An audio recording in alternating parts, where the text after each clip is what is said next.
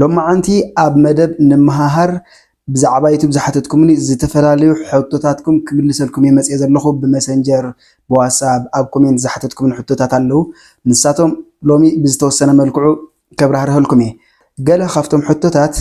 فيونان وجهاورنان نمنتايو زقنس زبل الله أدسنس كنمل خلنا باسبورت جدن دي زدلينا زبلون الله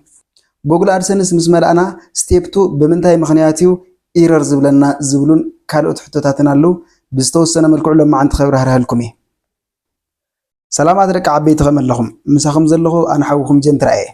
إذا مدب بزعبايتو بزتفلاليو حطوتاتنا لعلنا إن مهارلو مدب مهاري نسخاتكم تملكتي بزعبايتو بدلايكم عينت حطوتات اتحتلو أنا خاب زغالكو وخيت لقمكو مالستاتي نبخاتكم زبللو مدب حق نمزرا بز مدب لايف كاتمو بغتتا زحاتتكمني نقدمت كملسلكم حاسبه نيره جنكا بواتساب بمسنجر اب كومنت قللت زي بحالو بزحات زتونزف حطوتات سلازلو اسكلم معنتي نتم حطوتات ساتهم كقاللي لئم از فيديو سرح لكم زلخو اب قصال ግን اب سومن ሓደ ግዜ ዓርብ ምሸት ሰዓት 2 በቆጣጽራ ግዕዝ ወይ ድማ ሰዓት 8 በቆጣጽራ ፈረንጂ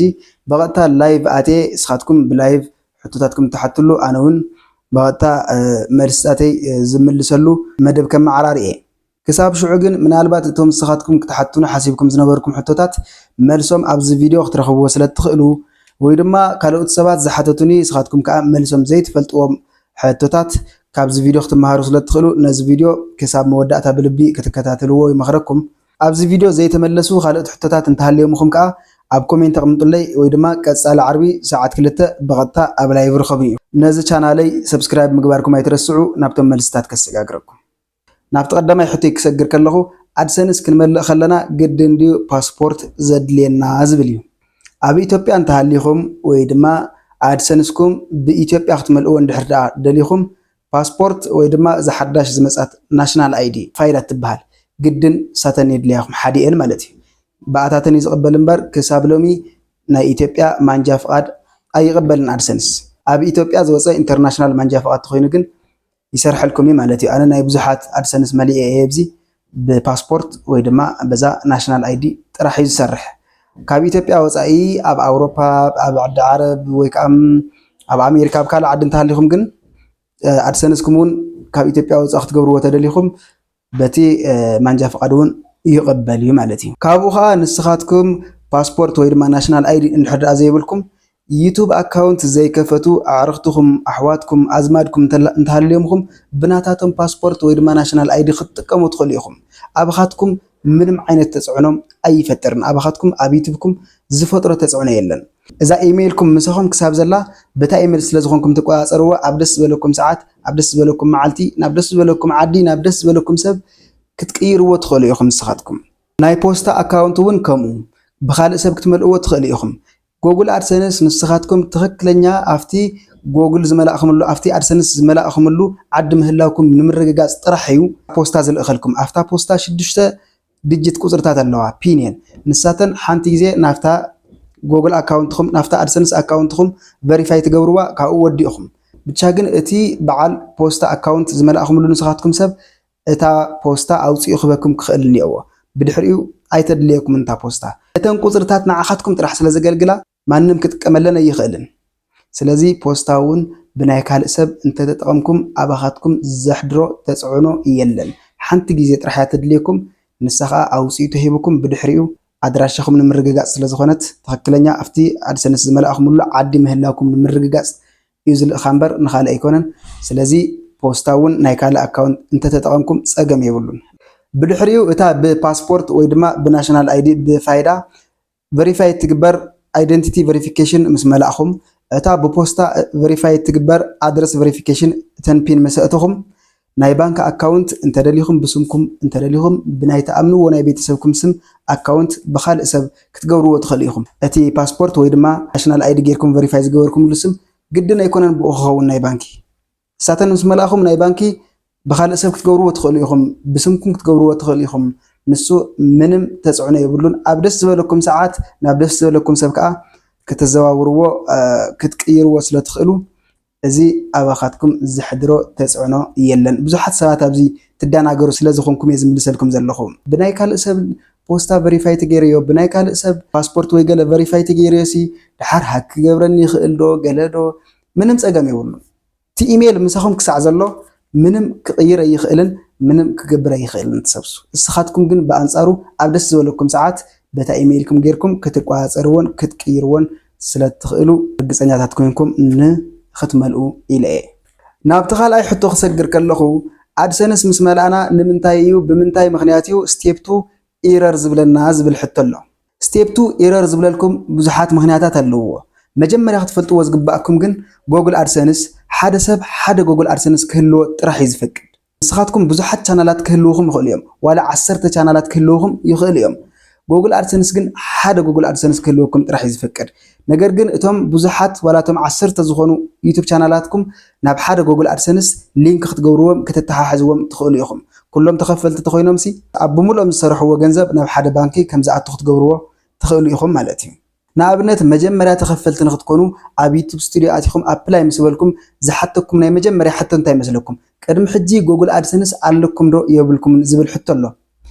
yes I have ወይ ድማ no I haven't ዝብል ክልተ መማረፂታት ኣለዉ መብዛሕትኡ ግዜ no I haven't ኢልና ኢና እንመልኦ እቲ ጎግል ኣድሰንስ ምክንያቱ ቅድሚ ሕጂ በዚ ስምዝን በዚ ኢሜይልዝን ካልእ ጎግል ኣድሰንስ ስለ ዘይነበረና ማለት እዩ ነገር ግን ቅድሚ ሕጂ ብስምና ሞኔታይዝ ዝገበርናዮ ዩቲዩብ ቻናል እንድሕር ዳኣ ነይሩ ኮይኑ ኦልሬዲ ጎግል ኣድሰንስ ኣካውንት ኣለና ማለት እዩ ስለዚ yes ኢልና ተጠቂምና እታ ቅድሚ ሕዚ ሞኔታይዝ ዝገበረልናላ ኣድሰንስ ናታ ኢሜይል እቲና ኢና ሊንክ ንገብራ ነተሓሕዛ ካልኣይ ተሊኩም ሳልሳይ ተሊኩም እውን yes እናበልኩም ኩለን ናብ ሓንቲ ኣድሰንስ ክትመልእዎን ትኽእሉ ብድሕሪኡ ዝሰርሕዎ ኩለን ቻናላት ዝሰርሕዎ ገንዘብ ናብ ሓደ ጎግል ኣድሰንስ ይጠራቐመልኩም ብድሕሪኡ ናብ ሓደ ባንኪ ይኣትውልኩም ማለት እዩ ናብታ መልሲ እንተስግረኩም ከዓ ስቴፕ 2 ኤረር ዝብለልኩም ምክንያት ወይ ብናይ ስም ምምስሳል ወይ ብናይ ስልክ ቁፅሪ ምምስሳል ወይ ድማ ኢሜይልኩም ቅድሚ ሕጂ ካልእ ጎግል ኣድሰንስ ከፊትኩምሉ እንተነርኩም በዚአን ምክንያት እዩ ኤረር ዝብለኩም ጎግል ኣድሰንስ ሓደ ሰብ ሓደ ናይ ኣድሰንስ ኣካውንት ክህልዎ ጥራሕ ዝፈቅድ ደይለኩም ነይራ ሓቀይ ስለዚ ንኣብነት ሓንቲ ሰላም ኣረጋዊ እትበሃል ቆልዓ ጎግል ኣድሰንስ ኣካውንት ከፊታ እንተነይራ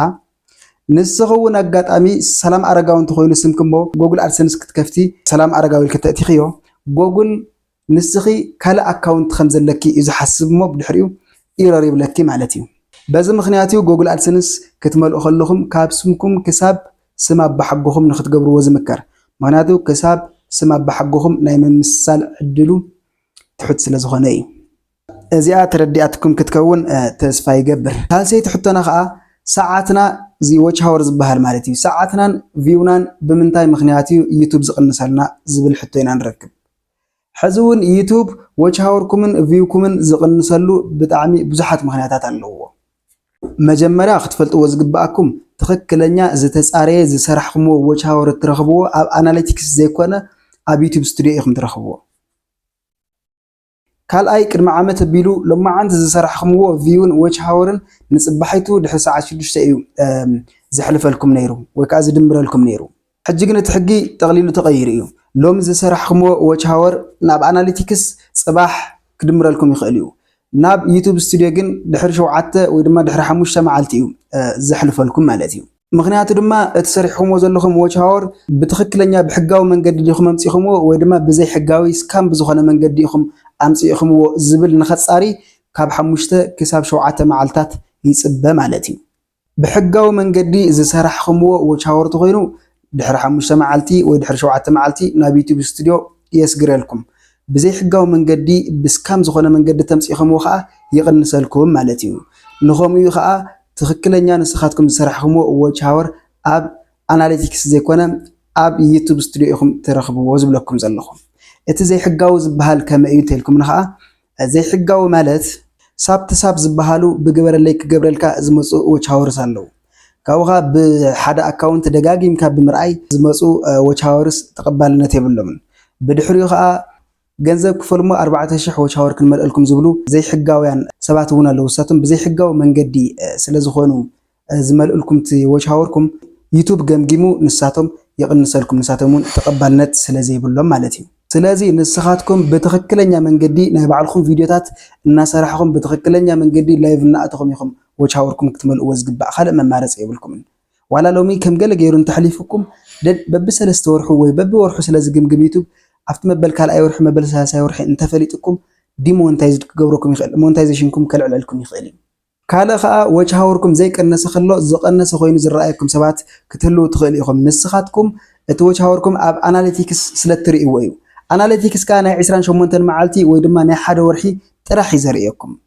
ንኣብነት ኣብቲ ዝሓለፈ ወርሒ ጽቡቕ ዎች ሃወር ተሰሪሕኩም ጽቡቕ ተተራእየልኩም ብዙሕ ዎች ሃወር የርእየኩም እሞ ኣብዛ ሎሚ ወርሒ ከዓ ንእሽተይ ቪው ተሃልየኩም ተዘይሰሪሕኩም ናይዛ ሎሚ ወርሒ እዩ ዘርእየኩም እንደገና ዝቐነሰ ማለት እዩ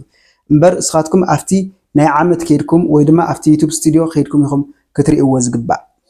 መብዛሕትኢኹም ዝቐነሰ ዝመስለኩም እዚያ ናይ 28 መዓልቲ ኣብዚያ ዎች ሃወርኩም ኣብዚያ ስለ እትርእይዎ እዩ